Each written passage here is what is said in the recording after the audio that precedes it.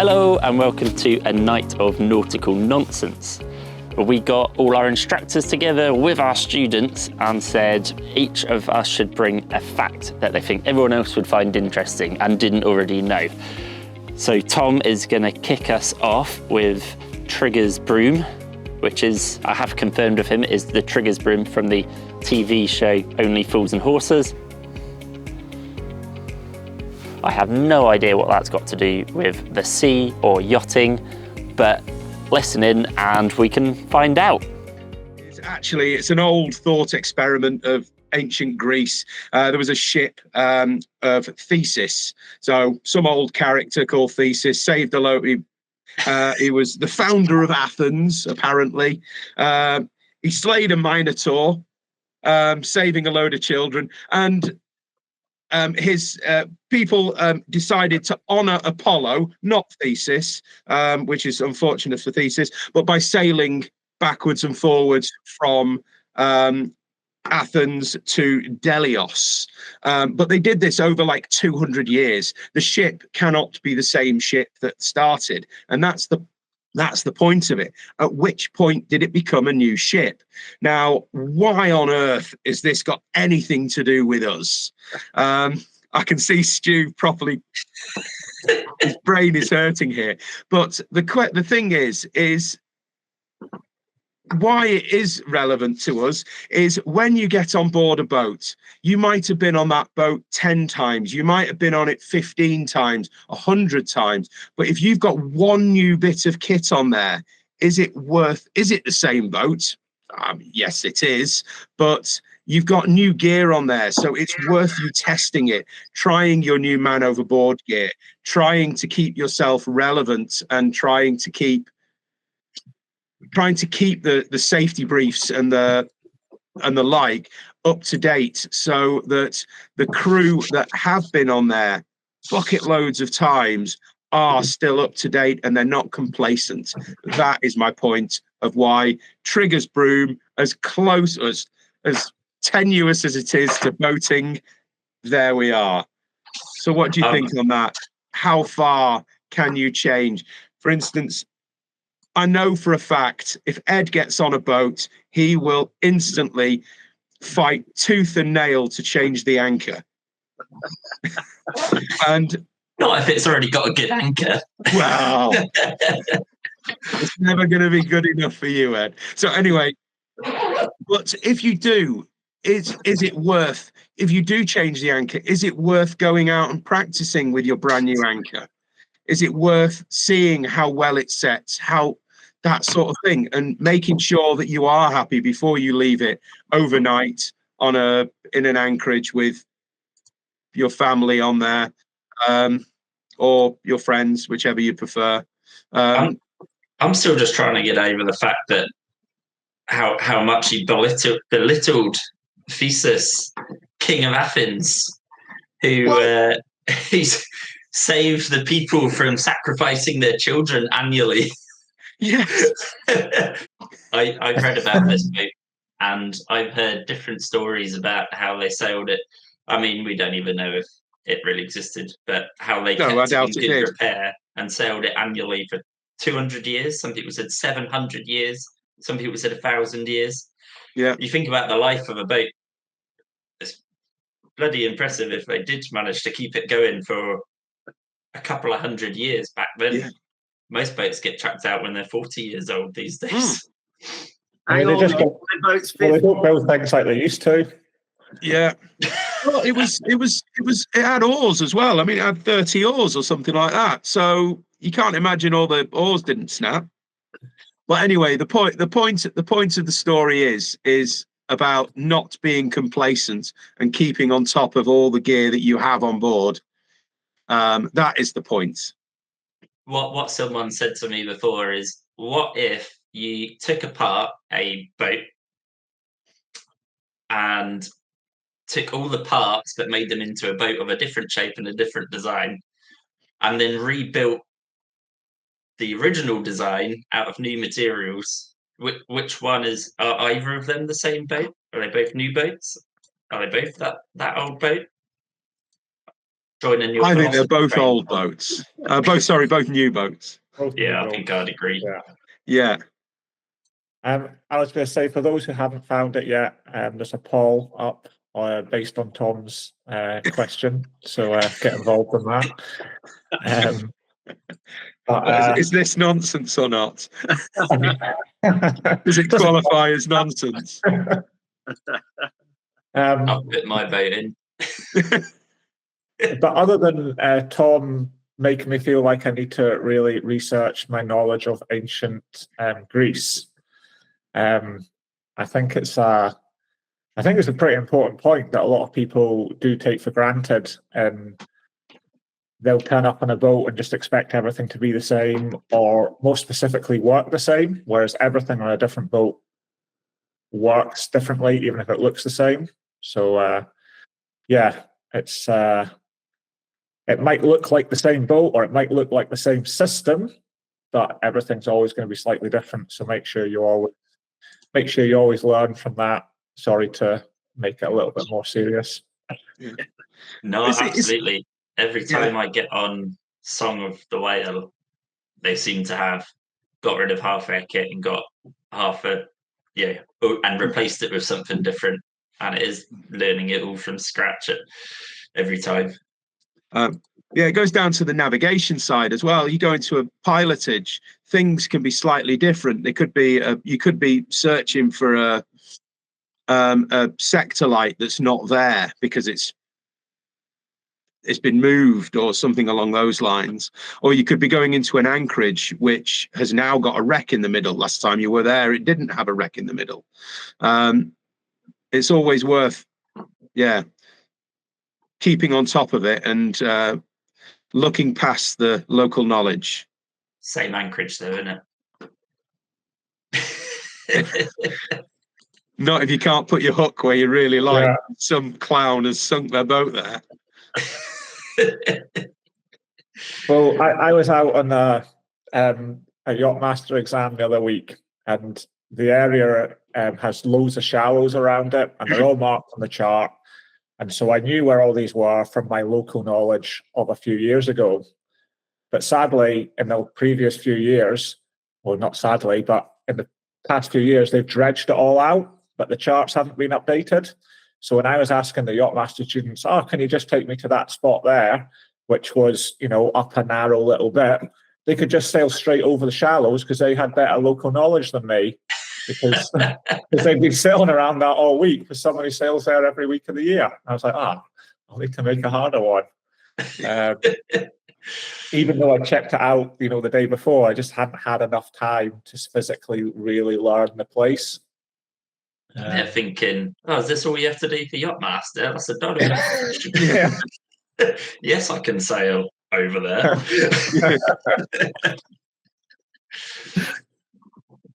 Just thinking of every year when I was working on Song of the Whale a lot, every other year when we'd take it out the water to do some refit work on it.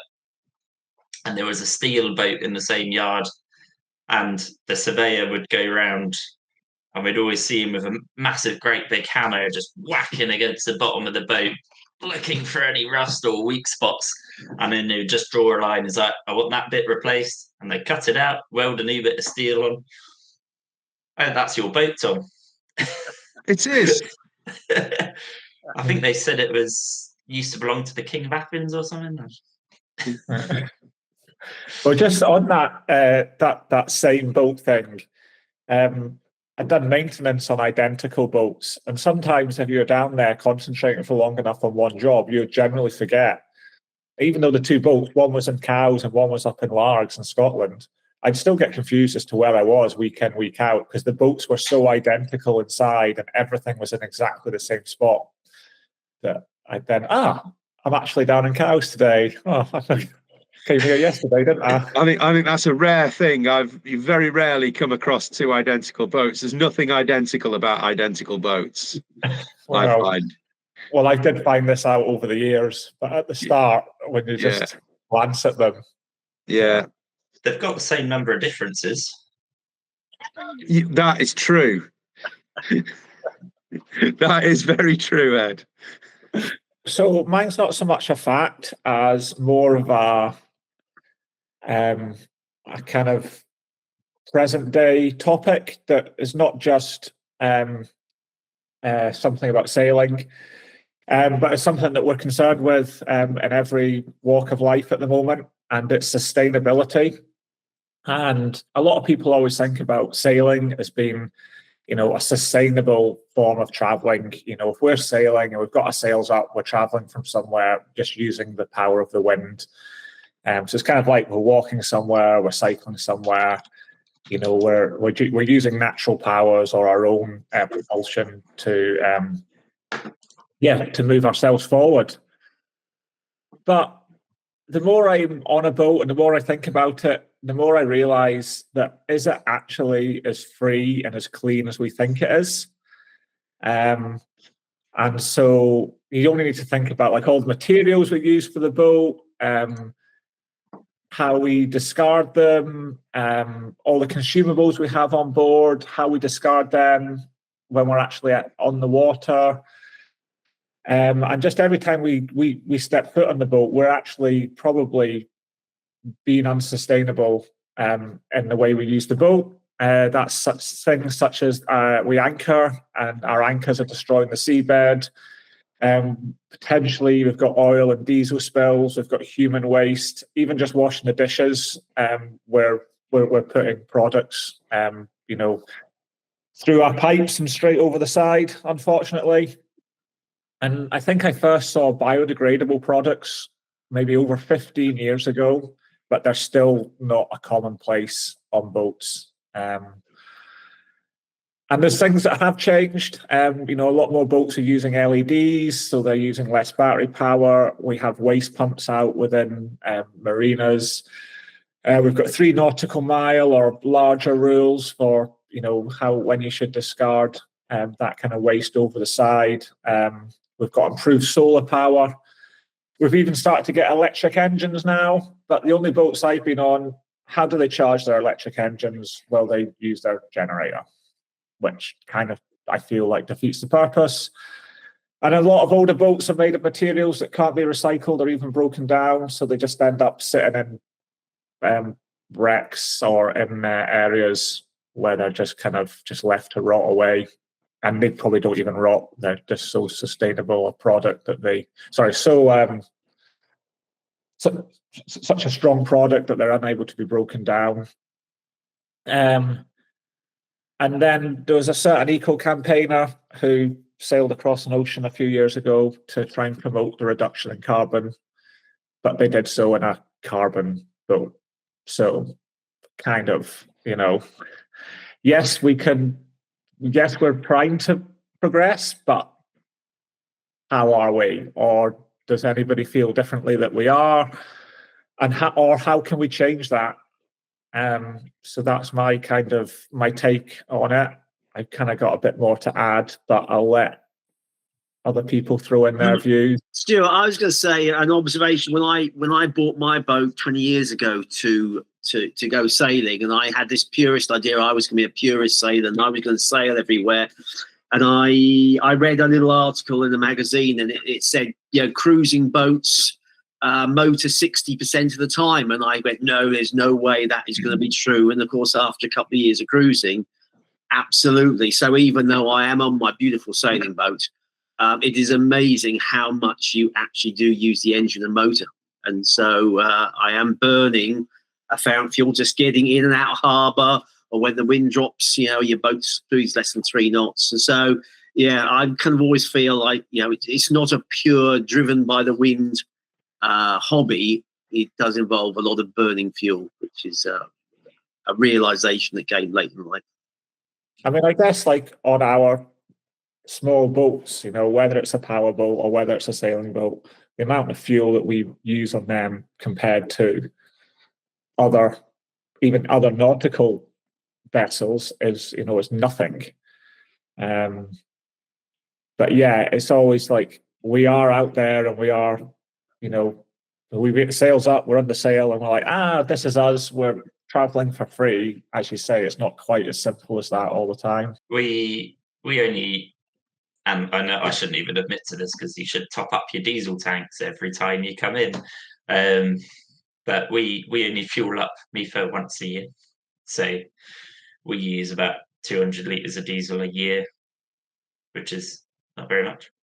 But then we only go out, because it's our own boat, we only go out when it's good sailing and good weather. So we don't.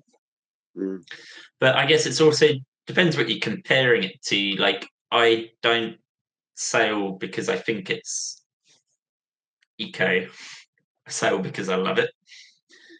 And someone else might love driving cars around a racetrack or flying on aeroplanes to faraway places that are warm and sunny. And comparatively, I know I've picked people that are deliberately worse than what I do for fun. But, I'm not trying to be an eco warrior in the first place, but it isn't a bad hobby, I don't think. I'm pretty sure aeroplanes aren't easily recyclable either. Yeah, I mean, I think it's kind of, we always think of that topic of it, is it free to use and stuff like that as well. But I think it kind of also veer towards that, like, what are we doing on boats to be more sustainable? Because we do literally, pump our toilets out into the ocean. We, stuff does go over the side. Stuff does get spilt into the bilges and it gets pumped over the side. Whereas if we're at home and it's all going through, hopefully going through proper recycling and proper facilities and stuff, and even like a lot of marinas, I'll have people come out on boats and they're like, "Oh, where do we keep our recycling?" And it's like, "Well, just put it in with a normal rubbish." And it's not because I don't want to recycle it; it's because when you get back to the marina, like, a lot of them don't often have proper recycling facilities. And we just don't have the space on boats. I just feel that the marine community as a whole isn't doing enough to be sustainable on basic levels that people can actually be part of. I think it's interesting what you say, Stuart, because I think I class myself as us yachties the worst, really, because once you get into the merchant and commercial shipping, it's hugely legislated, really very tight regulations about what they can and what they cannot do. Whereas with small boats, where they're pressure washing our boat, the anti-fouling down the slip and pumping crap out into the sea. So I think we're one of the worst offenders, really. Yeah, I think the fact that we're even sat here on our evening having a chat about this is a good sign, though, because when I started sailing, you used to throw your. I'm not that old; it's not that long ago. I didn't, because I was a good little boy, but people always used to just throw their rubbish straight over the side, especially if you were a couple of miles offshore. But there's some of them would even do it in the marina. It's crazy. Whereas, and we never would have been having this conversation. And then I think back 20 years before that. I know a couple of scientists, marine biologists, definitely on the conservation side, leading front of the time. And I remember a story where their engine broke down and they pulled into port. They got a new engine, but the authorities wouldn't let them chuck their old engine away without importing it and paying taxes on it. So they said, "Okay, we'll take it with us." And they got a few miles out and threw it over the side. And they were conservationists. So, that was, 40 years ago. We've come a long that way. also kind of leads on to what they sometimes do for making diving wrecks and stuff now, where like they sink old ships. I'm not really too sure. Like, obviously, it probably creates a really nice environment for the fish in the short term, because they've got somewhere to hide and swim around and all the growth to grow on. But long term, it's just waste in the ocean, isn't it? Yeah. Around Mull, there's a lot of shipwrecks, and a lot of them are because it's rough weather and etc. But there's also, I know there's a lot, having got to know the people here, I know there's a lot, because until recently, when people's boats got, they didn't want them anymore, or they were sort of getting too costly to repair or whatever, they quite often used to just take them out and sink them. So there's quite a few wrecks around the coast of Mull where people are literally gone, you know what, I'm never going to sell this boat and it's costing me money. And they've just gone out, sunk it and rowed back ashore in their dinghy. And again, not that long ago, but we know better now. So something I learned recently, which I'm surprised I didn't know earlier. Did you know it's illegal to sail in the USA with passengers to a certain extent? If you sail from one US port to another with passengers on board, you're only legally allowed to do that if your boat is both American built and predominantly crewed, I think like 75% by Americans. Which left me thinking, have I unwittingly broken the law in the USA? And B, well, and has anyone I know, because I know lots of people that sailed there. I'm not sure Stuart's just run away for a reason. But also, what other laws are there like this in other countries that I don't know about that you could get caught out by? So I'll be interested to know if anyone else has come across this or other unusual laws that we should probably know. If no one's got anything, I've got some more details because I have been researching it. Before Ed gives us some more detail, I didn't run away because of this. I just needed to top up my water. But we did a lot of research when I did a trip out there a few years ago, and it was so hard to find the information as to what we were allowed to do and what we weren't allowed to do. And one person would tell us one thing, someone else would tell us another thing, and even when you called up the local customs, no one could actually give you a straight answer, which was what we found so difficult about it. And then I turned up on this boat, and first thing was called the customs up, let them know what I'm doing, no problem at all, carry on, round to the next harbour, just let us know when you're leaving the country. Spoke to local customs when I was leaving the country, promptly got picked up and taken up to the courthouse and I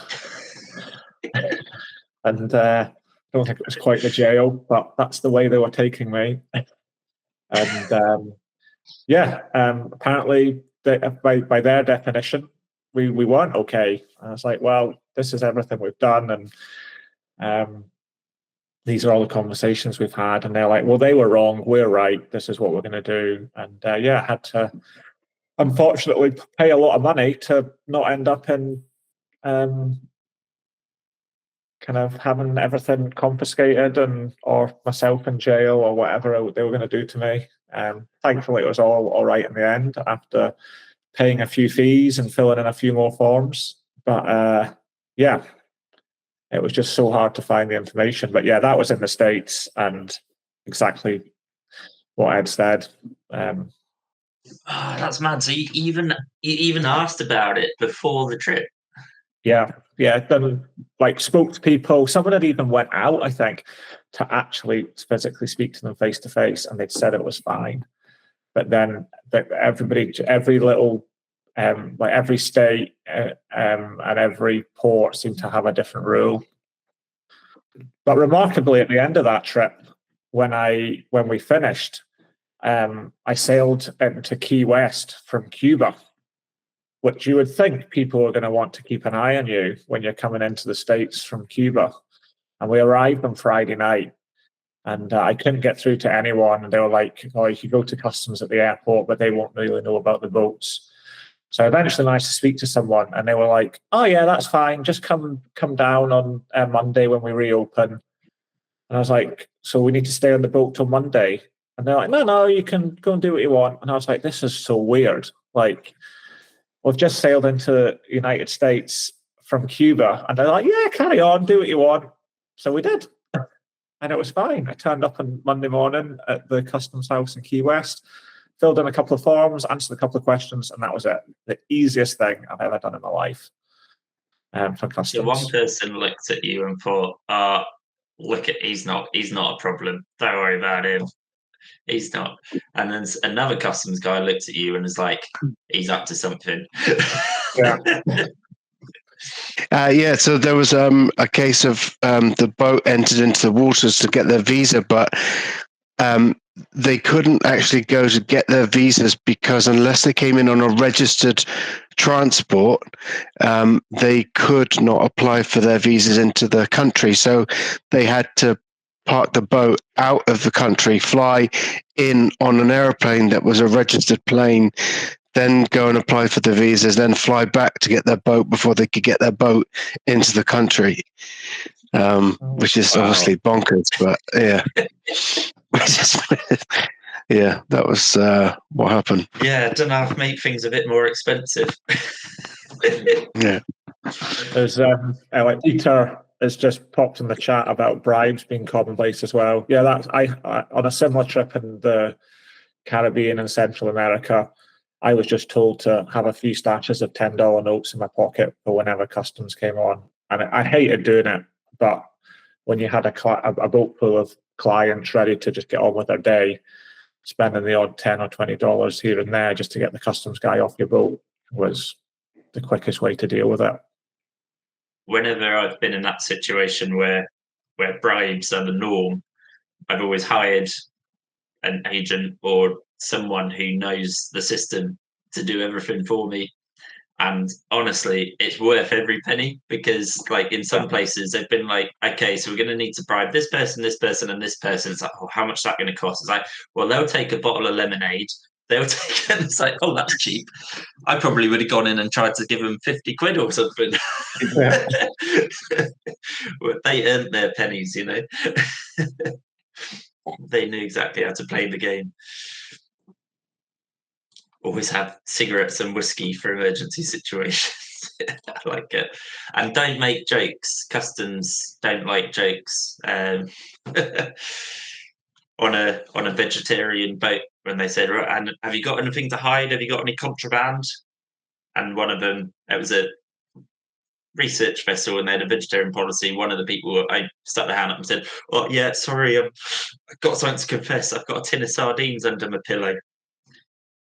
Then the customs searched the whole boat, and they didn't like the joke. You can just see the. I mean, if having a meat product on a vegetarian research trip, then I've broken the law on that. Guilty.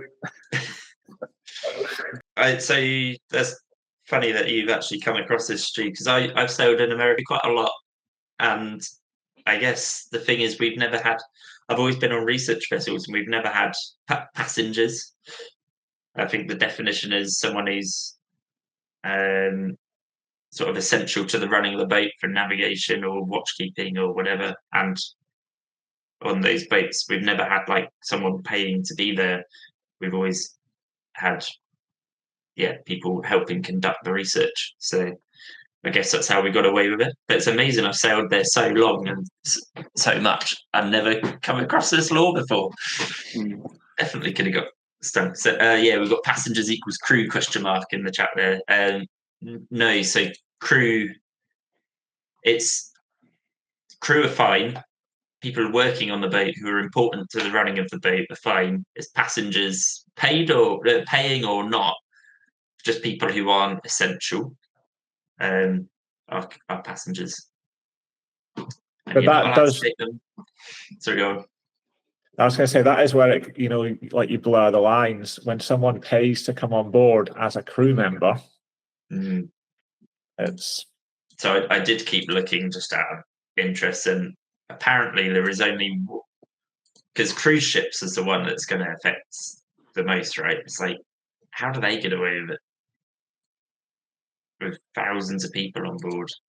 Apparently there's only one large US flagged cruise ship qualified to operate under this law. And it's called the Pride of America. But the funny thing is, it was mostly built in Germany and basically operates under the exemption that without that there wouldn't be any large cruise ships that were allowed to go to Hawaii from America, from the USA. So it's basically maybe crippling their own industry there. But there's been no large cruise ships built in America since 1958.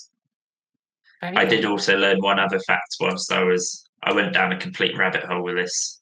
I got lost for ages.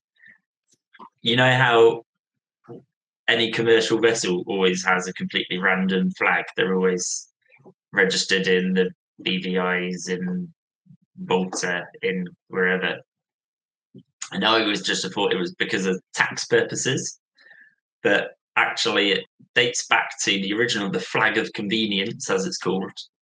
And I've worked on boats that had these, but it dates back to the prohibition laws in America in the 1920s, where ships weren't allowed to sell alcohol if they were American flagged. So they would flag themselves as from somewhere else in the world so that they were allowed to sell alcohol in international waters.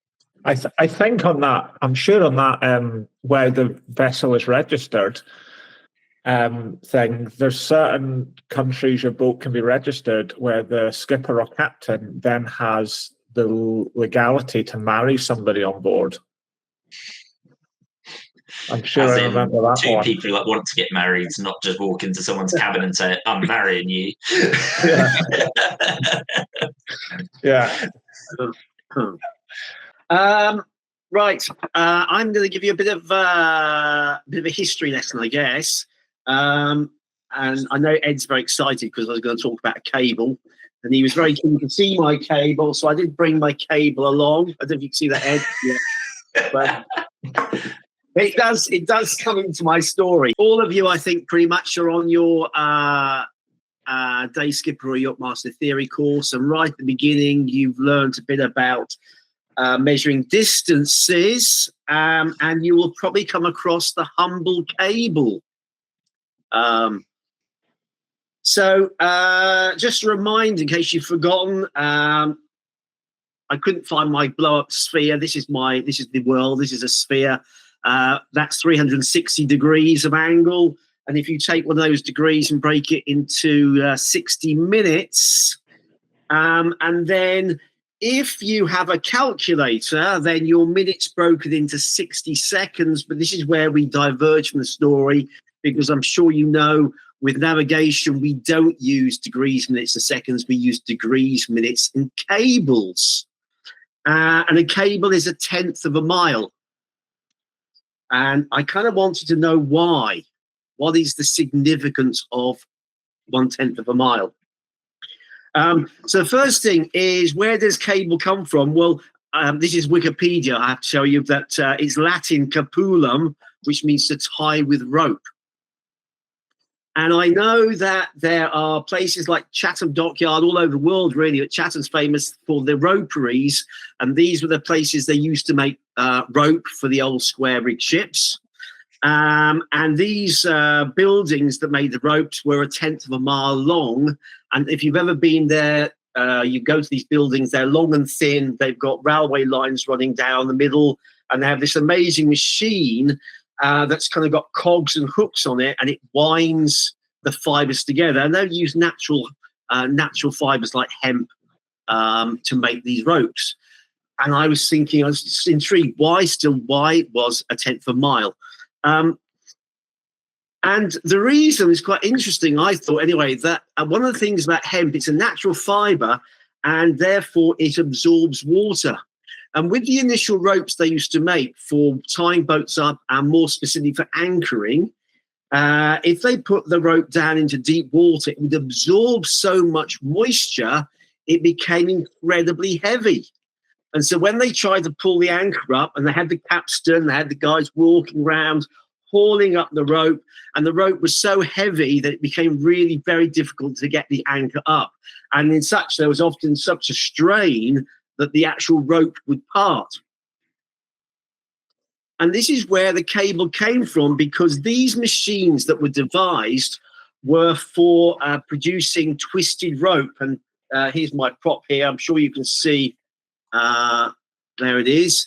This is a typical rope, 3-strand rope made from these fibers. This is obviously a modern rope, but these would have been twisted fibers. And these machines that run up and down have the hemp attached to them, and there's the counter-rotating hooks, and they rotate the fibers in different directions, and then they're brought together into these different strands, which are tightly packed together. And the whole reason for this was that by tightly bringing these fibers together, it would waterproof the rope. And by waterproofing the rope, it meant it would be less heavy because it would absorb more water.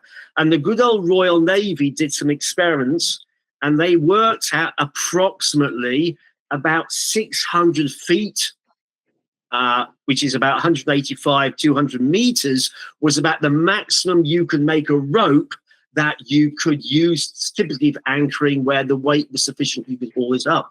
And that is why the cable was kind of invented. And it's still a term we use today. We may have done away with old-fashioned ideas like fathoms, which were 6 feet, but certainly all the people I teach and all the people I deal with, they still talk about cables. A cable's about 600 feet. And very often you'll say to people, how far away is the lighthouse? And somebody will say, well, that's a couple of cables. And that's why it's part of your learning, really, because it is still something we still use today as a term used in measurement. Now, when you start delving, it's a bit like Ed was saying, going down rabbit holes. When they started, started telegraphy and started to transmit telegrams, I've got a telegram here, not from the Queen, and this is a telegram, and that would have been transmitted through electrical wires. So they started, in fact, it was down here in Cornwall, they put the first undersea cables out across the seabed to America. And initially they were just piles of wire, but they were very brittle, and they used to get very easy damaged and broken. And they actually then turned back to these people that made these ropes in these roperies with these machines that twisted. And they found by twisting these wires together and then putting an outer protection on them, then they could be protected from the elements. And that's really why wires like this, Ed, there you go, is called a cable, because it came from those original buildings that made these twisted ropes. And of course, if you watch the old black and white war movies, or not even war movies, any old black and white films, then people would be sending cables back and forward between America and the UK, and it was called a cable, Morse code, of course, but it's transmitted electrically down a cable. And there's more. There's even more. Look at this. There you go. So for you merchant bankers, or any bankers, so much to learn here. When we started looking at currency exchange, really back at the beginning of currency exchange, it was really between the US dollar and the UK pound sterling. And all those transactions were done using the undersea cables. And believe it or not, this is a unit of measurement called a cable, which is actually the currency exchange between sterling and the US dollar, and is still used today. There you go. One more. Right. It's not a jumper, but it could be a jumper. And for those who knit, and I don't, but there is a method called cabling. Okay. Now, this is, you might be able to see the design on this is very much like a cable. Now, cabling came from the Aran Islands. This is west of the island. This is off the entrance to Galway. There's 3 islands, the Aran Islands. And they used to knit jumpers for the fishermen to keep them warm and snug and dry. And because, of course, it's quite out in the Atlantic, to make the jumpers thicker, they use cabling because it thickens the actual weave of the wool. And because they used raw wool, it was lanolin, it actually waterproofed it. And so they actually used, and it was used designs, and the designs would look like cables. And it's called cabling when you're actually knitting these cables in the designs.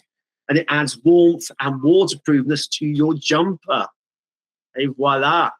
And slightly sad, I'm sure some of you will have heard about this, that each kind of community had a different design for their jumpers, usually either little villages or families. And it's slightly sad. It meant if a fisherman was found 2 or 3 months after he'd fallen over the side of the boat, they could identify from which little village or port he was by the design on his jumper.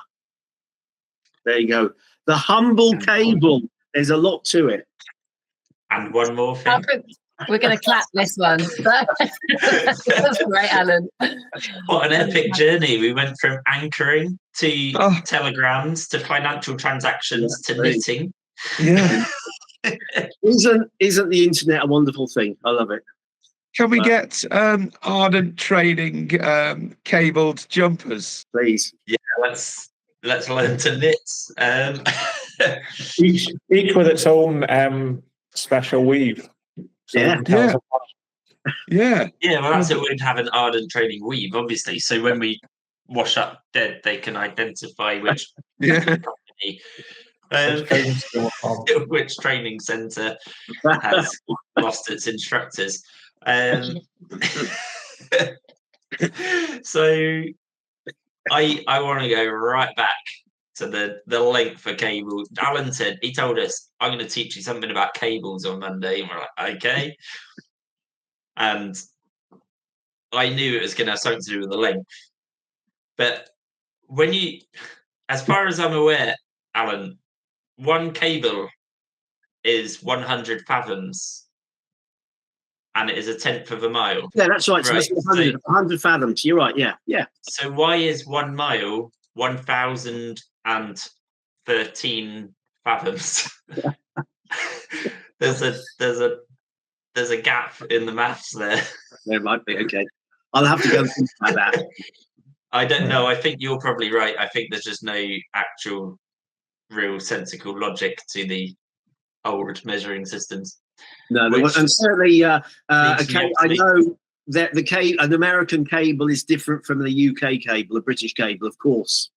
Well, maybe that's where I'm getting lost. It's always confused me though, because for some reason the RNLI still hold on to some of these old measurements, and our anchor road is marked in shackles. Yeah, which again, I've been, come on. Meters, surely it's easier for everyone. You say that, Ed, but the certainly all the ships use shackles, and even the super yacht boys, they all talk in depths and shackles, which surprises me, but they do. But we work out how much anchor roads put out based on the depth, which we measure in meters. So why measure your anchor chain in something that doesn't relate to meters?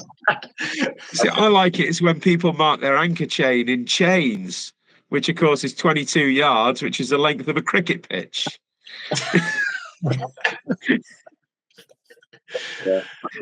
Yeah. Or a smoot. Go on, what's a smoot? Smoot. Oh, Thomas Smoot.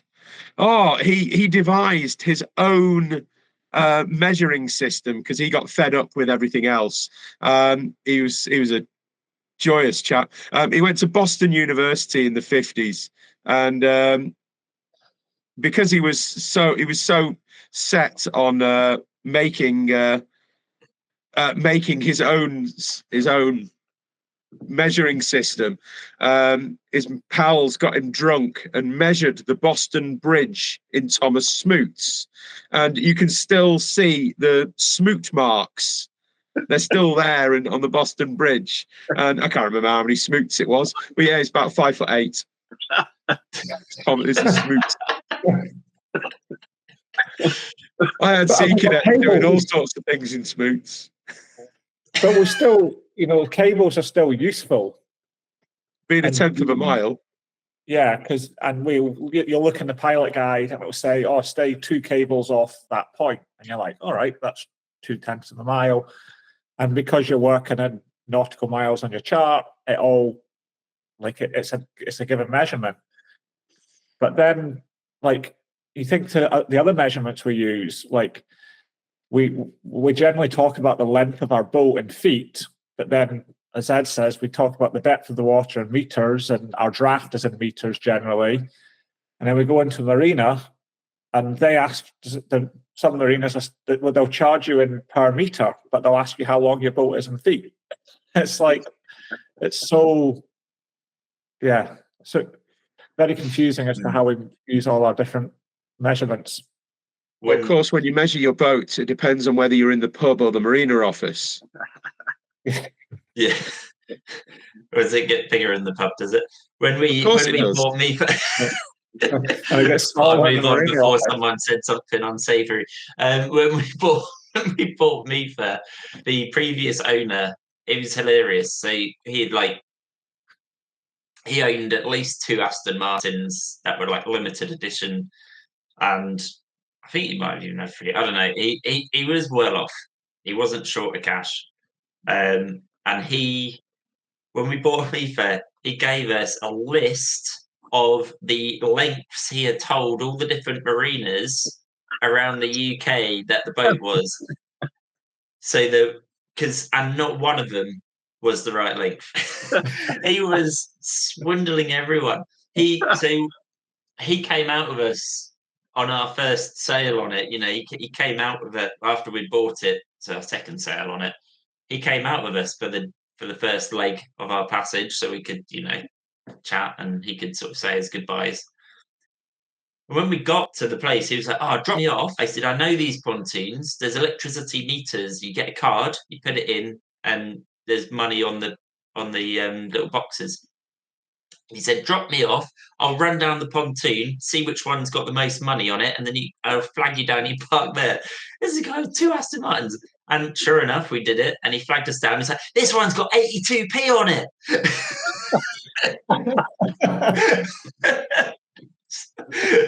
Great. Cracking. We saved 82p. I don't know why I'm laughing. That's what I do when I go in the marinas. That's exactly what I do.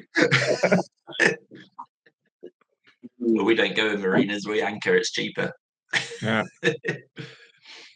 I didn't realise that the Chatham Docks roperies were a cable long, but surely they need to be longer than a cable to house the gear. Yeah, of course. Yeah. 1.73 cables. Yeah, no, exactly. I didn't realise that they made rope in cables. I didn't realise that was a thing. Yeah, that's really cool. That's my favourite part of Alan's journey. No, my favourite part was the one more thing. So I assume that's please make sure it's the feature in the new day skipper revamp.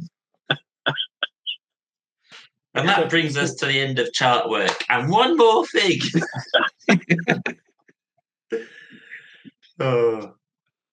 We should probably wrap it up, but I did meet someone who, in the pub, I had a beer with someone who worked on a boat which laid undersea submarine cables once.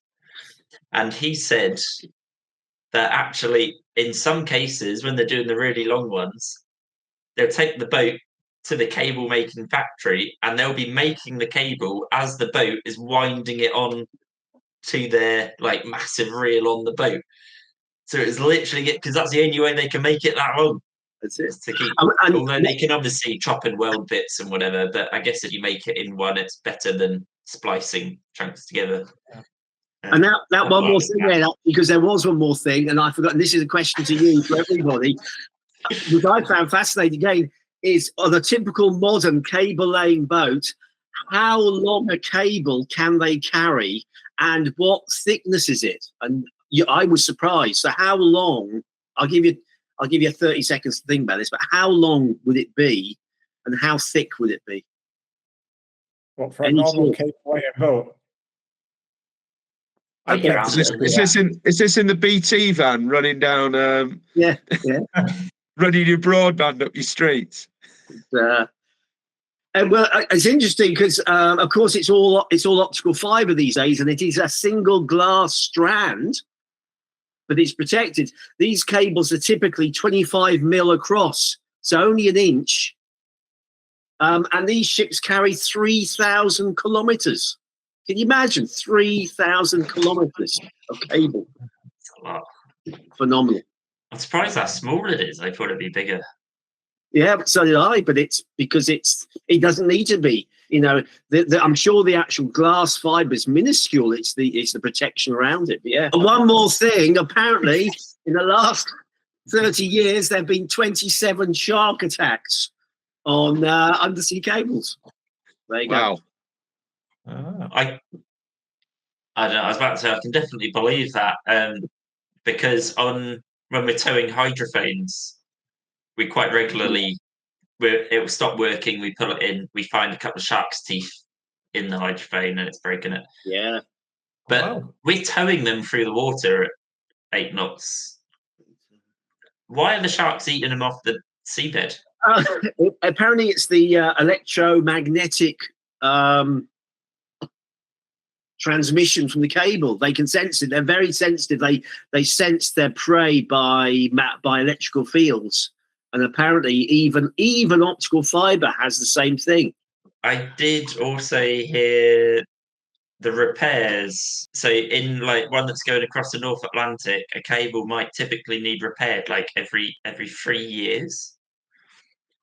And if it's somewhere like the North Sea, it might need repaired something like every 5 weeks, which just seems crazy high for both of them. Imagine hauling this cable up like a couple of 1,000 meters off the seabed to make a repair. Yeah. And every 5 weeks in the North Sea, again, obviously because of the fishing and the tides and the shallows, but yeah, it seems it's just grim in the North Sea. That's what it is. I do my very best to never sail there. Shallow and brown. I mean, it won't be long before we won't need the cables. Everything will just be satellites. Yeah. True. And there'll be no more celestial navigation because wash your mouth out. No, because there will just be satellites everywhere, so we won't be able to measure the stars anymore. Speaking of that, though, has anyone seen like the lines of the satellites go across? Yeah, space train. Weird, eh? It's cool. Yeah, it came over. Yeah, we saw it a couple of weeks ago over Norfolk. Completely threw me because the first time I saw it, they were just coming up in a line, like dot dot dot dot, quite close together, straight from the US coast. And I was like, oh my God, there's a war started. They've just launched 25 missiles. But the clouds just parted and I just saw all these things like leading up into the sky. And I was like, oh my God, what's going on? Space train. Vitaly's just put in the chat that glass fibre cables are 0.01 to 2 millimeters. 0.2. No, 0.01 to 0.2. Yeah, 0.01. It's incredible, isn't it? 0.2. That's just nothing. Right. I'm just frantically Googling thickness of a human hair because I feel like that's where you normally measure things in that. 0.04 to 0.12.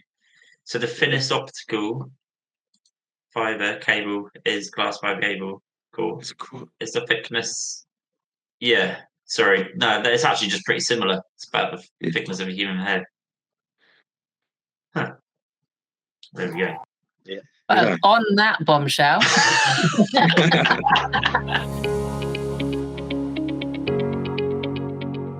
Okay, Charlie, when the house bears about 270 degrees. Information to work out our distance from the lighthouse and use that.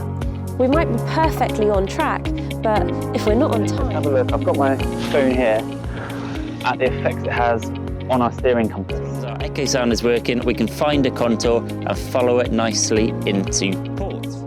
Our left hand is pointing towards the centre of the low.